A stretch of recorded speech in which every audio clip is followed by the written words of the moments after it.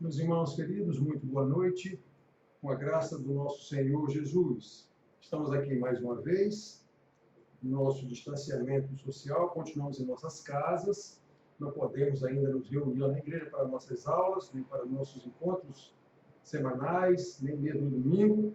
Vamos aguardar, que as autoridades estão resolvendo acerca da pandemia aí, e pelo menos, na opinião deles, estão fazendo o que é melhor para nós. Vamos obedecer. Mas estamos aqui para a nossa aula. Mais uma lição nova. Hoje vamos tratar rapidamente, à luz da Bíblia, sobre ansiedade, preocupação, medo, tudo a propósito. Essas aulas não foram feitas a propósito da pandemia, não. Já vinham sendo feitas seguindo um roteiro. Nós incluímos apenas a aula passada sobre o jejum. O pessoal agora acha que jejum vai manipular Deus. Então, nós falamos sobre o jejum. Mas hoje é a continuação normal do nosso programa. Nós tínhamos falado da depressão, agora vamos falar da ansiedade, preocupação e medo, não é? Com base em Mateus e 1 João. A gente vai ler os trechozinhos, mas antes vamos lembrar esse slide primeiro aí, né? Lembrando que o discipulado não é opcional. O discipulado é uma ordem do Senhor Jesus aos seus discípulos, aos seus apóstolos, fazer discípulos. Então, todo aquele que for convertido será discipulado. O que não for convertido não será discipulado. Ainda que participe a vida inteira de uma igreja, ele não será discipulado. Discipulado é coisa espiritual. Embora se dê na prática, na nossa vida, no estudo bíblico, na prática das boas obras, as quais Deus já preparou de antemão para que andemos nelas, pois isso é coisa espiritual. Isso não é para quem quer, como Deus disse a Moisés, não é para quem Deus usa de misericórdia, como Paulo repetiu lá em Romanos. Então, irmãos, vamos lembrando disso. O Senhor Jesus passou, chamou os seus discípulos, os primeiros, vinde a mim e eu vos farei pescadores de homens, o que é encarado hoje como uma grande honraria, e todo mundo que é de alguma igreja se imagina discípulo de Jesus. Os pastores chegam a se imaginar apóstolos. Nada a ver.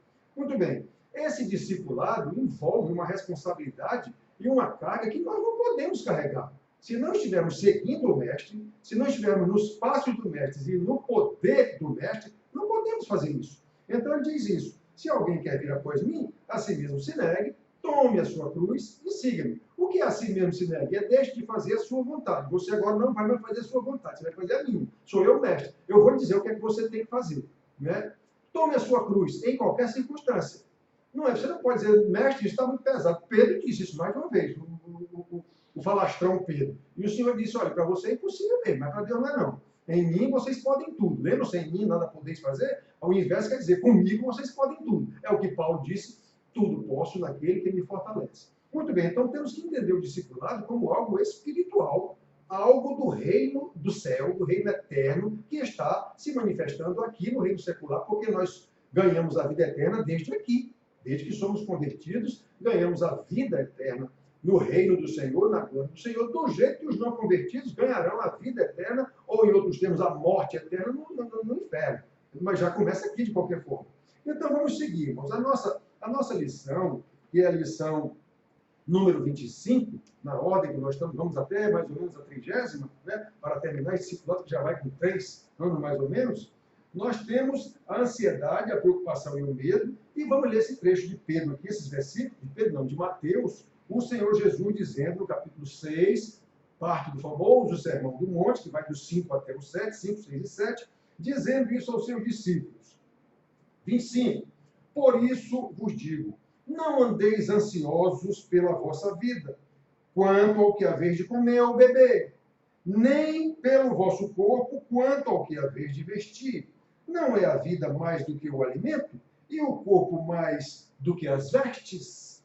Aí ele dá alguns exemplos, os lírios, as aves do campo, os pardais. Aí pulamos para o 33 até o 34. Ele diz assim, buscai, pois, em primeiro lugar, o seu reino, ou o reino de Deus, que ele estava falando, e a sua justiça, e todas estas coisas vos serão acrescentadas. Que outras coisas? Isso que eles estavam preocupados, o que comer, o que beber, onde morar, coisa desse tipo. Então ele diz, portanto, na conclusão desse seu ensinamento, não vos inquieteis com o dia de amanhã, pois o amanhã trará os seus cuidados. Basta a cada dia o seu próprio mal.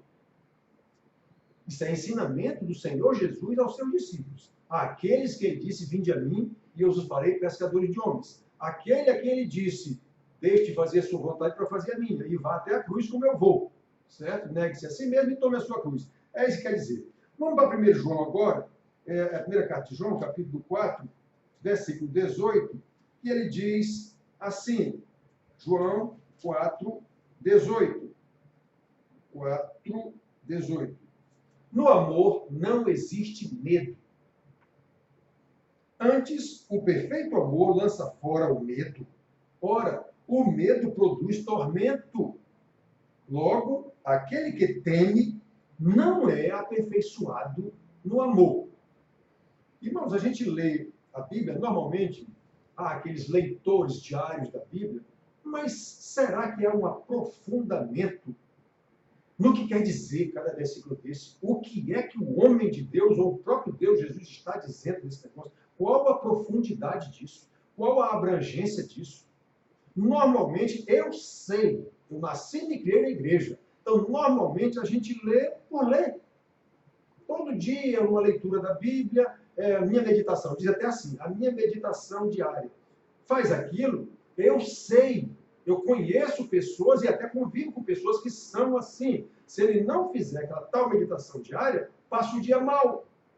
Isso é superstição, é a mesma coisa do jogador de futebol, que para entrar lá no campo, ele tem que entrar com o pé direito, daqueles pulinhos com o pé direito, e se vence 3 vezes. Se ele não fizer isso, a partida dele será horrível. Se por acaso alguém o atrapalhar na hora de entrar e ele não conseguir fazer isso. Isso é superstição. Então nós temos que ler a Bíblia com entendimento, com discernimento, com muita oração, pedindo a Deus a iluminação do Espírito Santo, e essa iluminação só é dada a quem é convertido. Essa iluminação para esse discernimento, para esse aprendizado, só é dada a quem é convertido. Irmãos, a gente tem que entender isso. O primeiro ponto é, eu sou convertido mesmo, eu tenho certeza da minha salvação, eu tenho certeza da minha conversão, eu tenho certeza da minha luta contra o pecado, eu tenho certeza que sou um miserável pecador e vivo na graça do Senhor. Irmãos, quem não tiver esse tipo de certeza, esse tipo de questionamentos e, inclusive, conforto do próprio Senhor, não é crente, é só religioso.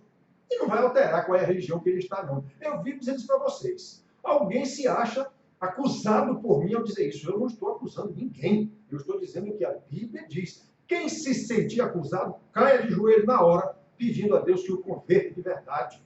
Certo? Então é assim, irmãos. Então, olha, nós já lemos os textos bíblicos aqui, né, de Mateus 25, 33 e o 34, que ele trata da ansiedade, ele trata da preocupação, não é? Inclusive no 27, que a gente não lembra, mas eu posso ler aqui, ele diz, qual de vós, por ansioso, sobre a ansiedade, por ansioso que esteja, pode acrescentar um côvado ao curso da sua vida? Côvado era uma unidade de medida, aproximadamente 45 centímetros, mas ele era usado também como um pequeno espaço de tempo. Quem pode acrescentar um côvado que seja 1 minuto, 1 segundo, que seja a sua vida, 2 minutos ou o que seja? Ninguém pode acrescentar nada. Não é? Então o Senhor Jesus está dizendo isso aos seus discípulos. Ele não está dizendo isso aos romanos, aos gregos, ele está dizendo aos seus discípulos, aqueles que ele credenciaria como apóstolos, ungiria como apóstolos, para fazerem discípulos. Que vai de um em um até chegar em mim, por um pastor, num presbítero que esteja preocupado em fazer discípulos, sabendo que ele só fará discípulos de quem for convertido. Quem não for convertido, ele sabe que está, como se diz, dando murro em ponta de faca. O profeta sabia disso. Senhor, quem creu em nossa pregação? O Senhor sabia disso. Né? Paulo, coitado, passou o que passou na igreja de Corinto. João passou o que passou na igreja de Éfeso. Todos eles foram rejeitados, inclusive mortos, com exceção de João, que não foi morto, como se diz, de morte matada. Os outros todos foram. Os profetas de Deus foram, e o próprio profeta maior, Senhor Jesus, também. Simplesmente por causa da sua palavra. Ele não maltratou ninguém, nada. Jesus foi a sua palavra. Os apóstolos nunca maltrataram ninguém, foi a sua palavra. Não é? Muito bem, irmãos. Então, olhem só. Sentir-nos atingidos por ansiedade, preocupação e medo. Isso é algo normal. Nós somos pecadores. Isso é algo comum. Nós somos pecadores. Ninguém virou santarrão pelo fato de ter sido convertido, não. Ele vai passar pelo discipulado num processo de santificação para ir compreendendo cada vez mais as coisas de Deus. E em compreendendo cada vez mais as coisas de Deus, ele vai nos dar compreensão cada vez maior das nossas coisas. A intimidade do Senhor. Ele vai nos dar a conhecer a sua aliança, como está escrito no Salmo. Nós vamos ler aqui daqui a pouco esse Salmo. Então, olha, irmãos, porém, nós podemos vencer esses sentimentos de ansiedade, de preocupação, de medo, se entregarmos tudo a Deus. Mas é entregarmos mesmo. É confiar mesmo. Agora, como é que eu vou confiar em quem eu não conheço? Eu até sei que um Deus aí me ajuda, me salva, me abençoa, sim, mas até que ponto eu conheço para confiar de fato, né? Nós temos que entregar a Ele, como Jesus, Pedro diz lá, que Jesus entregava-se àquele que julga retamente. Ele não entregava os problemas, não.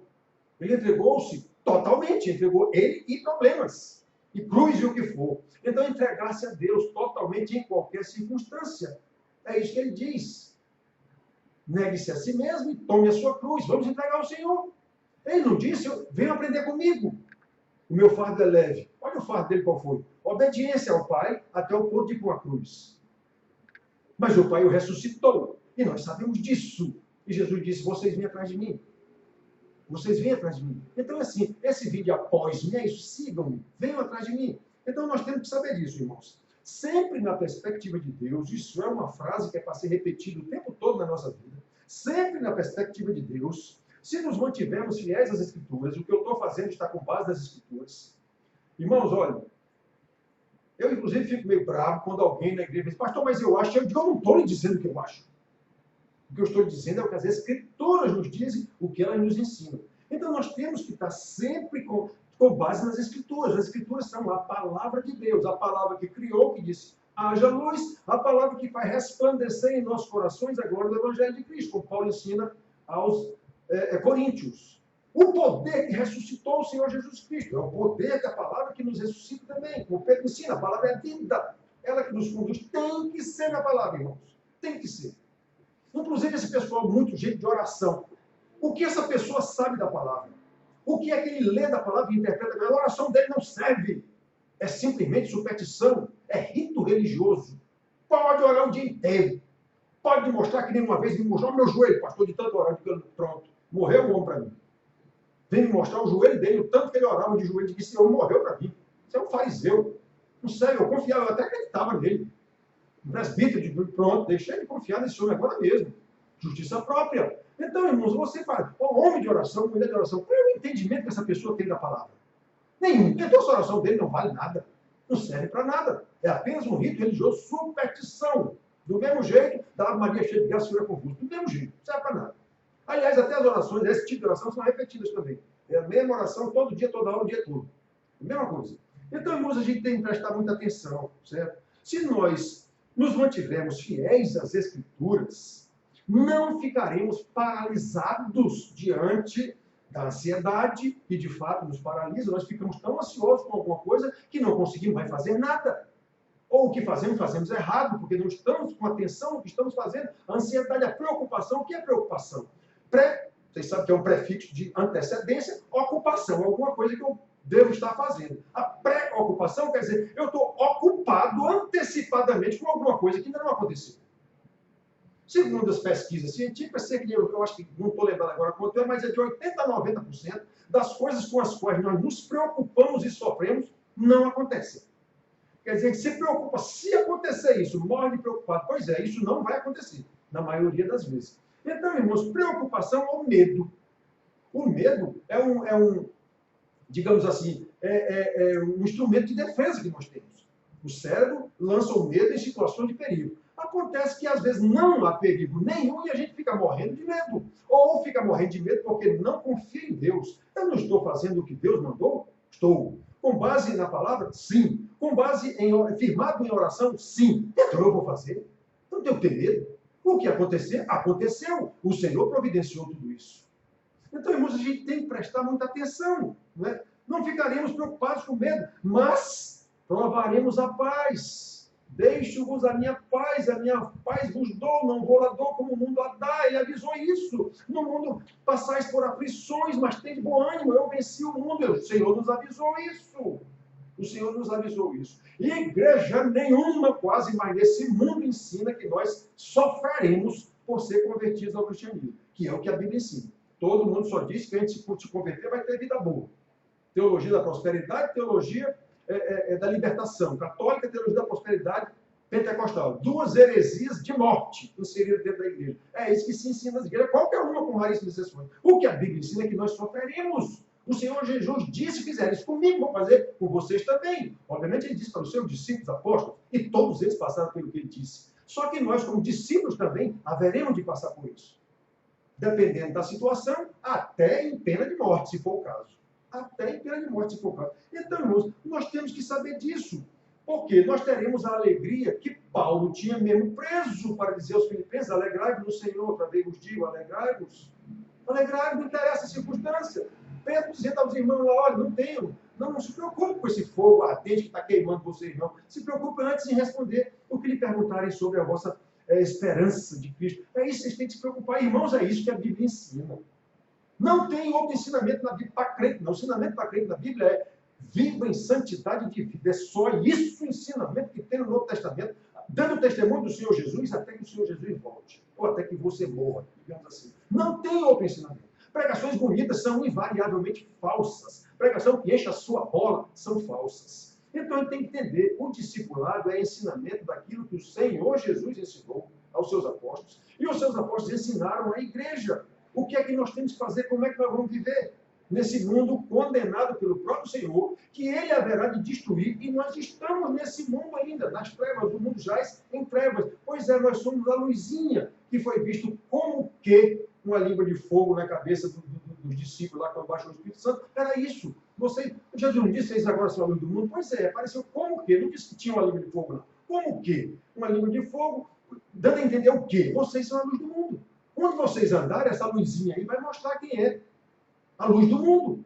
Vocês vão mostrar. Então, irmãos, é isso que nós temos que fazer. Nós temos que ter alegria que Deus nos concede em Cristo nosso Senhor. Salmo 37, já lemos tantas vezes aqui, mas nós temos que ler a Bíblia. É a mesma, não tem outra não. Salmo 37, não é? De 1 a 6. Vamos ler aqui. Inclusive, ele está fazendo aqui uma explicação aos irmãos, para não ficarem preocupados pelo fato da gente sofrer tanto nesse mundo, ou ter tanta dificuldade de ver os perversos prevalecerem. Vocês já viram um empresário desonesto, explorador de empregados, não pagador de imposto, sonegador de impostos? Todos são ricos, todos vivem muito bem, carrão aí. E a gente, um trabalhador crente e que vive exclusivamente do seu trabalho, mal dá para comer, uma dificuldade. Sempre foi assim, sempre foi assim. Você vê um rico crente, está complicada essa situação. A Bíblia diz que está complicada essa situação. Então, olha, não te indignes por causa dos malfeitores, nem tenhas inveja dos que praticam a iniquidade, pois eles em breve definharão como a relva e murcharão como a erva verde.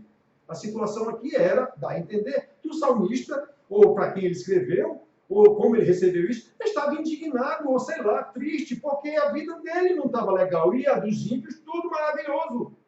Ele disse aqui nesse Salmo 37, o outro salmista, Asaf, que no Salmo 73, né? Abacuque, na sua oração, reclama: Senhor, como é que os ímpios estão chafurdando em cima da gente aqui, teu povo? Estão cirandando em cima de nós. No caso, eram os babilônios. Então, olha só: confia no Senhor e faz o bem, habita na terra e alimenta-te da verdade. Oh, confia no Senhor e faz o bem, e acabou-se. Alimenta-te da verdade. Que a verdade é a palavra de Deus. As boas obras que Deus preparou para que andemos nelas, em Cristo Jesus. É isso que nós temos que fazer. Agrada-te do Senhor. Não te agrada desse mundo, não, das coisas do mundo. Agrada-te do Senhor, e Ele satisfará os desejos do teu coração. Obviamente, se você se agrada do Senhor, você não vai querer, o seu coração não está cheio de desejos de coisa desse mundo. Não vai estar. Como ele diz lá em 1 João, de novo, o apóstolo diz lá. Então, olha, entrega o teu caminho ao Senhor, confia nele e o mais Ele fará. Irmãos, um crente, como o Senhor Jesus disse: onde está o teu tesouro, aí está o teu coração. Um crente não está interessado em coisas desse mundo. Ele até quer viver aqui, viver bem. Quem é que não quer viver bem? Todo mundo. Mas o que é viver bem? Esse é que é o problema. Qual é o nosso conceito de viver bem? Paulo vivia bem? Quando era fariseu, sim. Poderoso, rico. Paulo tinha condições, né? Quando se converteu, virou um pobre, como se diz aqui na Paraíba, lascado, doente, perseguido, apanhando e preso o resto da vida dele. Pense no sujeito amaldiçoado, de acordo com a teologia da libertação e a teologia da prosperidade, foi Paulo. O próprio Senhor Jesus, um pobre. Quando foi que Jesus foi rico aqui na terra? Jesus era das famílias mais pobres de Israel. Na apresentação dele no templo, nos diz isso. O que foi que ele apresentou lá? Duas pombinhas, duas rolinhas, que era o sacrifício dado pela família mais pobre de Israel, Jesus, a família dele, José e Maria. Nunca foi melhor que isso, não. Então, irmãos, e foi assim que ele aprendeu as coisas, como está escrito em Hebreus 2 vezes. Né? Ele aprendeu a humildade, a obediência pelas coisas que sofreu. 5:8, Hebreus. 2:10, ele foi aperfeiçoado pelo sofrimento. O nosso Salvador foi aperfeiçoado pelo sofrimento. Aprendeu a humildade, aprendeu a obediência pelas coisas que sofreu. Meus irmãos, a gente lê isso na Bíblia e passa batido. Sabe de quem é que o homem de Deus está tratando? De Jesus, o Filho de Deus, aquele que encarnou e veio aqui morrer por causa dos nossos pecados. Pecados que a gente convive com eles muito bem, obrigado, sem nem conhecê-los, sendo enganados por eles, a ponto de ler a Bíblia todo dia e orar todo dia, de forma sem discernimento, pensando que isso serve para alguma coisa. Quando é pura superstição religiosa, pura cultura religiosa. Né?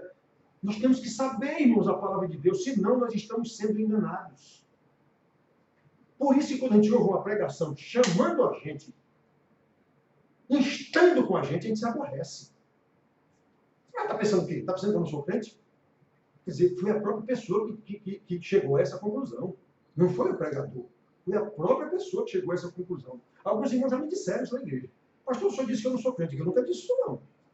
Eu nunca disse. Alguns eu já disse pessoalmente. Você não é crente. A sua vida testemunha isso. Seu modo de viver, seu modo de falar, seu modo de tratar a família, testemunha. Seu modo de você fazer seus negócios, testemunha claramente. Você não é crente. Já disse várias vezes isso também. Agora, outros não. Vem dizer, pastor, o senhor diz aí na pregação que a gente não é crente. Eu disse isso. Eu não disse isso. Eu estou dizendo que a Bíblia manda e digo que pelo testemunho dos irmãos a gente vê claramente. Jesus não disse, irmãos, Jesus disse que a gente tem condição de saber quem é crente e quem não é crente. Ele não disse. Ele não disse. Acautelai-vos dos falsos profetas, acautelai-vos dos falsos mestres. Então nós temos condição de saber quem é falso mestre ou não. Ou então essa ordem do Senhor Jesus seria imbecil. Ele também disse aos pastores, aos seus discípulos, não deis pérolas aos porcos. Não deis o que é santo aos cães. Não lanceis pérolas aos porcos. Então eu tenho condição de saber quem é porco e quem é cão. Ou então essa ordem novamente seria imbecil. O que não se cogita. Foi ordem dada pelo Senhor Jesus. Então nós temos condição de saber. Paulo ensina, aquele que não está interessado, quer só discutir, deixa ele de mão. Ele já está condenado. Paulo diz isso lá, Tito. Ele já está condenado. Pedro diz claramente que os pastores que pregam ensinando errado, há muito já foram pré-ordenados para isso. Eles não vão ser condenados porque estão pregando errado. Não. Na verdade, eles estão pregando errado porque são condenados. João os chama de anticristo inúmeras vezes. O Senhor Jesus os chama de falsos profetas incontáveis vezes. Né? Pedro, Judas, todos eles falam isso. Então, irmãos, eu fico repetindo isso para vocês e aborrece algumas pessoas. Eu estou citando a Bíblia. Não estou inventando nada. Às vezes eu cito o nome, alguém se aborrece. Está na Bíblia também, Paulo citando o nome, João citando o nome, e Jesus apontando o dedo para os fariseus, os mestres, os pastores da época dele, o tempo todo, dizendo para ele, vós sois hipócritas, raça de víboras. Jesus fez isso várias vezes. O capítulo 23 de Mateus é quase inteiro, ele chamando de raça de víboras, hipócritas. Então, irmãos, nós temos que entender isso. O Salmo 37, 1 e 6 diz, agrada-te do Senhor, e ele satisfará o desejo do teu coração. Quais são os desejos do teu coração? Primeiro, coisa que ele diz, agradar-se do Senhor. Então, quando me agrado do Senhor, os desejos do meu coração vão ser os desejos do Senhor na minha vida. Vão ser conhecer as providências do Senhor na minha vida. É isso que o salmista está dizendo aqui.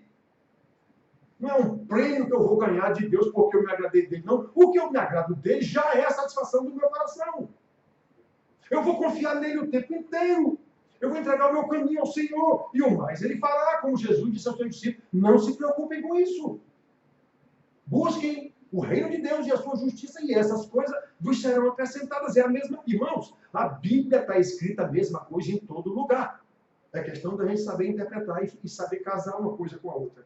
Então, olha, o Salmo 56, 10 e 11, mais na frente, ele diz assim: em Deus,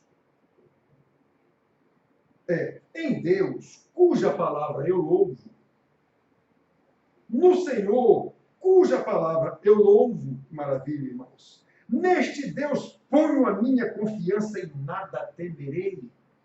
Que me pode fazer o homem? O cidadão aqui estava em situação de perseguição.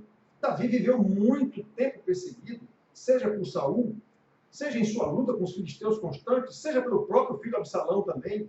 Então ele esteve perseguido durante muito tempo. E detalhe, juízo de Deus na vida dele. A primeira parte com Saul, preparando-o para o seu ministério. A segunda parte das perseguições, como juízo pelo seu pecado.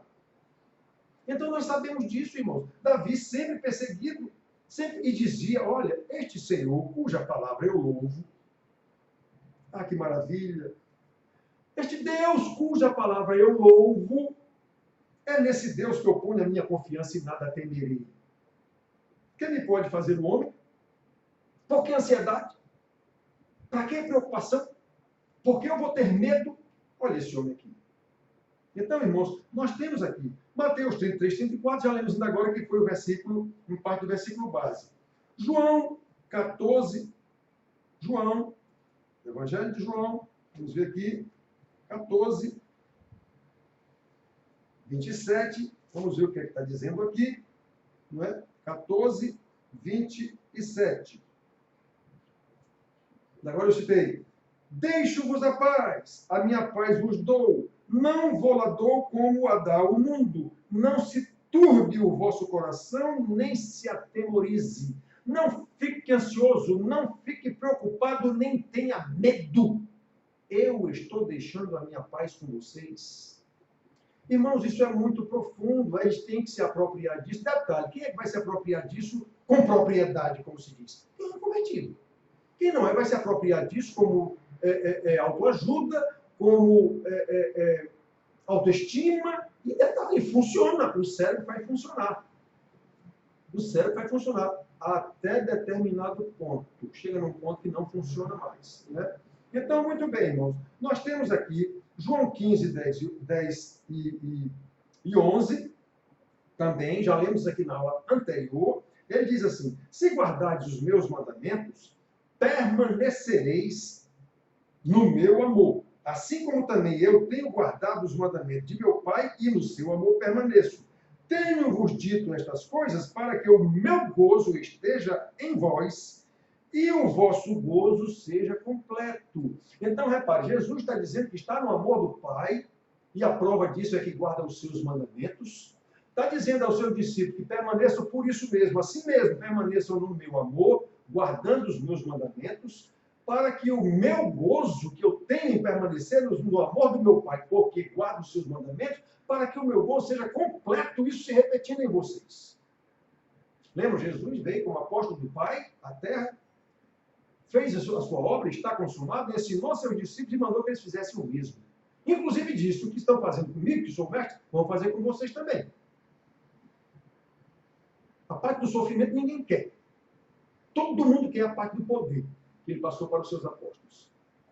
Isso é uma loucura, isso é uma loucura. Mas é isso que a gente vê, sem nenhuma dúvida, nas pregações, nas igrejas, no comportamento dos pastores, no que eles dizem. A gente vê isso claramente. Muito bem, então, olha. 1 Pedro 3, 13 e 17, já vimos aqui o 15, 10, 11, dizendo que temos que permanecer na palavra do Senhor. Se permanecermos na sua palavra, como ele disse no início aqui, olha, se mantivermos fiéis às Escrituras, não ficaremos paralisados por causa de ansiedade, preocupação e medo. A palavra do Senhor nos conforta, nos encoraja, nos admoesta, nos exorta. Nós temos tudo na palavra do Senhor. Obviamente, esse conhecimento da palavra, sem nenhuma dúvida, nos leva à oração. Oração com entendimento. Nos leva, inclusive, se for o caso, a aula passada, uma aula extra, jejum com entendimento, com discernimento, sempre buscando a iluminação do Senhor para o entendimento mais completo do que é que o Senhor quer da minha vida, do que é que Ele quer que eu faça, para ter mais intimidade com o Senhor, a ponto de conhecer a sua aliança, como ele diz, cada vez mais eu vou me revelando ao meu servo. É isso. É isso. Não tem qualquer coisa diferente disso na Bíblia. O que tem é invenção, com base na teologia da libertação católico-romana e com base na teologia da prosperidade pentecostal. Duas heresias terríveis. Eu não sei qual das duas foi pior para a igreja. Se foi a teologia romana, que deu no que deu, veio a reforma protestante. Depois da reforma protestante, veio o pentecostal. Outra heresia que acabou com a teologia bíblica. Né? Então, irmão, nós temos que ver isso. 1 Pedro 3, 13 a 17, nós temos aqui assim. Já lemos aqui várias vezes e citamos várias vezes também. A situação era de grande perseguição da igreja, era de martírio, os irmãos estavam morrendo queimados, era terrível, não tinha emprego, como empregar um cristão? Não tinha emprego, era tudo pobre, Jó, como a gente diz. Era a situação desse povo. Aí Pedro diz assim, olha, quem é que vos há de maltratar, se fordes zelosos do que é bom? Mas, ainda que venhais a sofrer por causa da justiça, bem-aventurados sois. Irmãos, isso é um ensinamento de doido, que Paulo diz que a palavra do Evangelho é loucura. É, mas é loucura para os que se perdem. Para nós, como Paulo diz, é o poder de Deus. Não me envergonho do que eu passo, do que eu sofro, das prisões. Eu não me envergonho do Evangelho do Senhor. Era por isso que eu me sofria. Porque é exatamente o poder de Deus para a salvação de todo aquele que nele crê. Não é? Então, Romanos 1,16, então nós vemos aqui, irmãos, não vos amedronteis. Oh, não tenham medo, não. Nero está mandando queimar vocês. Não tenham medo. Não tenham medo. Não vos amedronteis, portanto, com as suas ameaças, nem fiqueis alarmados. Não fiquem preocupados, não fiquem ansiosos, nem com medo disso. Antes, santificai a Cristo como Senhor em vossos corações, estando sempre preparados a responder a todo aquele que vos pedir razão da esperança que há em vós. É isso que nós temos que fazer, irmãos. É assim que nós temos que viver. Isso foi escrito para esses irmãos lá, aos quais Pedro escreveu. A realidade deles era essa. Nós aqui não estamos sendo perseguidos por ninguém, temos liberdade de culto, uma série de coisas. Então, o que nós podemos aplicar a nós nisso aqui é no tocante à parte espiritual. É como o mundo nos massacra, como a cultura nos massacra, nos fazendo fazer o que ela quer que a gente faça. A cultura do mundo pervertido em qualquer lugar. Entrou na família, inclusive, filhos a queimando os pais, pai não tem moral, mas patrão dentro de casa. É isso. Então, nós temos o nosso Nero, é um smartphone hoje na mão de um filho, de alguma coisa que a gente não tem controle sobre isso. E ele está dizendo, olha, preste atenção, lutem contra isso, se for o caso. Estejam sempre preparados a fazer o bem. O que é fazer o bem, irmãos? É fazer o que Deus mandou. Quando não fazemos o que Deus mandou, não tenham dúvida, vai aparecer o problema. É depressão, como falamos na aula passada, é uma série de coisas. Vai aparecer. Ou Deus não seria justo. Ou Deus seria um pai banana, como nós vemos a maioria dos pais hoje. E Deus não é. Deus é santo. Deus não se compraz com uma situação dessa. Não tem prazer nisso, não. E ele vai mostrar que não tem prazer. Como? Ah, você escolheu pisar no prego? Ou você vai ver que vai furar o seu pé e vai lhe dar um tétano. E você vai perder o pé ou a perna. Mas do que é justo Deus fazer isso? Você não pisou no prego enferrujado porque quis? Então, irmãos, olha, Deus é justo e sábio. Nós que somos pecadores, idiotas, né, estúpidos, e não percebemos a palavra de Deus, o que é que ela nos ensina, o que é que nós temos que fazer. Eu não estou falando de justiça própria. Eu estou falando de submissão. Eu estou falando em negue-se a si mesmo, tome a sua cruz e siga-me. É disso que eu estou falando. Discipulado, como o Senhor Jesus ensinou aos seus discípulos o tempo todo. Nunca deu moleza a eles. Sempre ensinando para eles coisas que eles não tinham condição de fazer e dizendo, você não pode mesmo, não. Mas para Deus não há impossíveis. Mais uma vez, Pedro questionou o Senhor, Senhor, quem é que pode negócio, né, no caso do casamento? Ele falou isso. No caso das posses, de ser rico, ele não passa um camelo no fundo da agulha, coisa desse tipo. Senhor, está difícil, então está mesmo. Está mesmo. Você não pode mesmo, não. É só o Pai que pode fazer isso. Então é só no poder de Deus, irmãos. E o discipulado faz parte desse poder de Deus na nossa vida. Para que possamos entender, olha a palavra de Deus, que poder que tem essa palavra para viver, como Paulo diz aos Efésios, fortalecidos no Senhor e na força do seu poder. Isso quer dizer palavra e oração no Espírito, como ele ensina lá em Efésios, capítulo 6. Então, irmãos, olhem só, nós já lemos aqui 1 Pedro 3,17, agora 1 João 4,8, 1 João 4,8, em que ele diz que não pode ter medo. Já lemos isso aqui. João 4,8, né?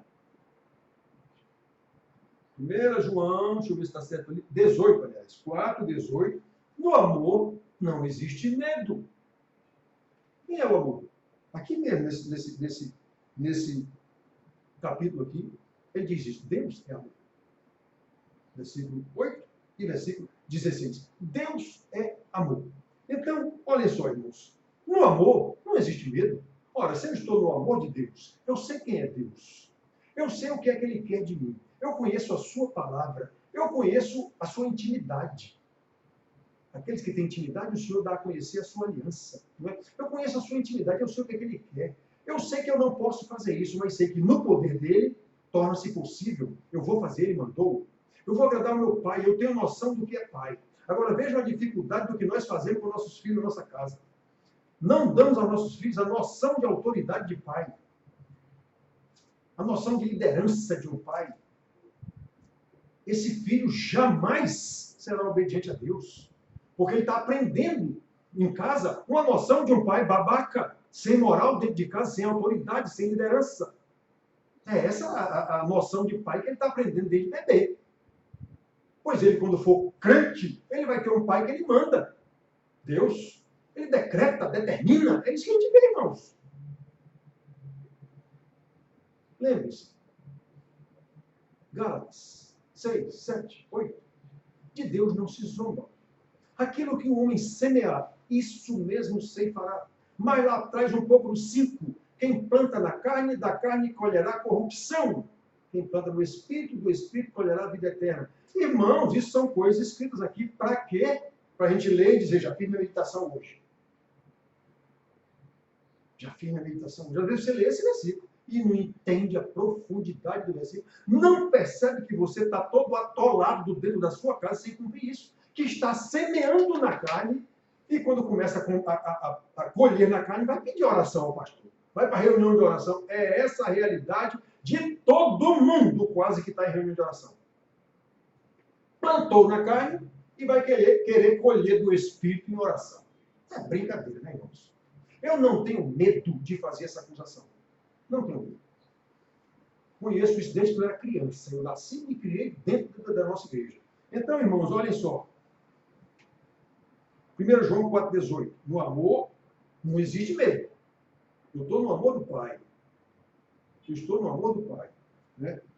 O amor é perfeito e ele lança fora o medo. Ora, o medo produz tormento. Isso. Você com medo, preocupado, ansioso com alguma coisa, sua cabeça fica... Você nem dorme. Tem que tomar remédio para dormir. Não consegue dormir porque a sua cabeça está um turbilhão de preocupação, ansiedade, angústia, medo do que nem aconteceu. Você apenas acha que vai acontecer ou poderá acontecer. E por que você está nesse medo, nesse tormento todo? Porque você deu causa. Quase sempre. Porque você deu causa. Né? Você plantou. Então, olha só. Ora, o medo produz tormento. Logo, aquele que teme não é aperfeiçoado no amor. Então, repare, quando eu vejo um irmão numa situação lá conversando comigo e digo, irmão, olha, a sua vida está aqui, ó. Não é aperfeiçoado no amor, está faltando. Está faltando muita coisa na sua vida, meu irmão. Está faltando conhecimento de Deus. Está faltando oração com verdade. Está faltando leitura da palavra. Está faltando comunhão com os irmãos. É isso aí, irmãos. Isso é discipulado. E não é opcional. É assim que funciona o negócio. Muito bem. Então, 1 João 5, 3 a 5, já lemos aqui, né? Já tínhamos lido agora e lemos agora de novo. 1 João 5, 3 a 5, que ele diz assim: porque este é o amor de Deus. Qual é o amor de Deus? Que guardemos os seus mandamentos. Ora, os seus mandamentos não são penosos, não são pesados. O Senhor Jesus disse, venham aprender comigo. Tomai sobre vós o meu jugo e aprender de mim, que sou manso e humilde de coração. Meu jugo é leve, meu fardo é leve. Venham aprender comigo.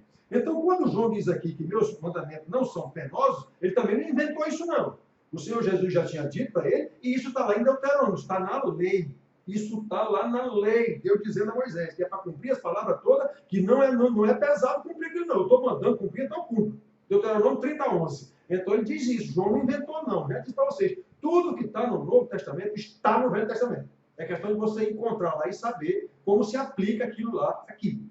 A realidade daquele povo foi outra, realidade total. Geográfica, política, histórica, religiosa, tudo. Social, tudo é diferente. Aquilo ali foi um povo que Deus criou para daquele povo chegar ao Messias. Pronto, chegou o Messias. A história daquele povo acabou. Foi só para isso, para cumprir e chegar no Messias. Ainda tem lá Israel, tem. Quem for salvo será convertido no dia dele ser convertido. Os outros não, são que nem qualquer outro povo. Então, quem for salvo, será convertido. Então, mas quem não for, nem por ser israelitas são filhos de Abraão, como o Senhor Jesus mesmo disse para os fariseus hipócritas. Jesus usava essa palavra, hipócritas e tal, mas se Jesus fosse daqui da nossa cultura, ele chamaria de safados, com certeza absoluta. Cambada de safados, como a gente diz aqui na Paraíba. Era essa a palavra que Jesus usaria, sem nenhuma dúvida. Né? Jesus usava as palavras que eram normais no meio do povo, assim como Deus, pelos profetas, usava palavras que eram normais no meio do povo. Chama Jerusalém de prostituta várias vezes, né? Usa expressões lá que hoje a gente se escandaliza quando ouve, que é isso? Pois é, Deus usava expressões pelo profeta que o povo sabia o que era. Ele não ia falar com base homilética e cheio como é que se diz? Palavras difíceis, não. Ele falava a palavra que o povo entendia, do mesmo jeito. A mesma palavra. Só chamando a atenção, acusando o pecado, chamando o arrependimento, prometendo o juízo e prometendo o Messias. Todas as profecias têm esses pilares. Todas. Muito bem, irmãos. Então, nós temos que ver isso aqui, irmãos. O tempo todo. Né? Deus é amor.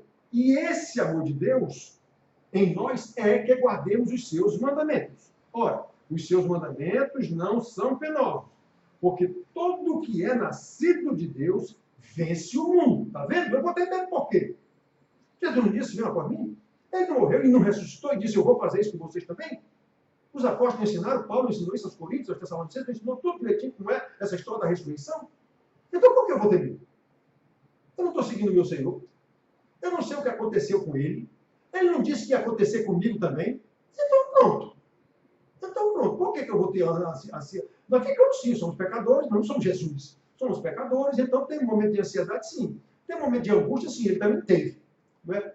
Temos momentos de medo, sim. Os apóstolos tiveram também, sem dúvida nenhuma, e eram homens com uma missão e uma unção diferente da nossa. Não é? Então, nós temos esses momentos, sim, mas onde eu me agarro nesses momentos? Qual é a minha tábua de salvação? A palavra do Senhor. É a palavra do Senhor. E como é que eu vou me agarrar numa palavra do Senhor que eu não conheço? Ou então eu conheço apenas como autoajuda, caixinha de promessas. Vocês sabiam que naquela caixinha de promessas só tem versículos que nos são agradáveis, de acordo com os nossos valores corrompidos? Pois é, irmãos, a tal caixinha de promessa que é uma maldição na vida de ditos crentes. Aquilo é superstição. Todo papelzinho daquele que você puxa é só bênção na sua vida. Não tem uma ali dizendo que Deus vai castigá-lo, que Deus é juízo, que Deus é irado. Não tem nenhuma. Essas pessoas que mandam versículo para os outros todo dia, a mesma coisa. Só mandam versículo de autoajuda para os irmãos. E isso é terrível. A gente pensa que está abençoando alguém mandando esse versículo. Está não, irmãos. Está não. Você está nutrindo uma falsa esperança num Deus que não é o Deus da Bíblia, embora você mandou um versículo da Bíblia. Mas a história está mal contada. A história está contada em pedaços que nos agradam o tempo todo. Ou seja, isso vai formar em você uma falsa confiança, uma falsa autoestima, e na hora da angústia você não está sobre a rocha, você vai estar sobre a areia. Porque na hora vem, a tormenta vem. Lembrem, o que é firmado na rocha, vem a tormenta também. Quem é firmado na areia, vem a tormenta e ele desaba.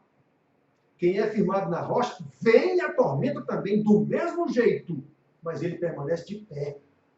Porque ele está sob pilares da palavra de Deus, rocha da palavra de Deus, discipulado.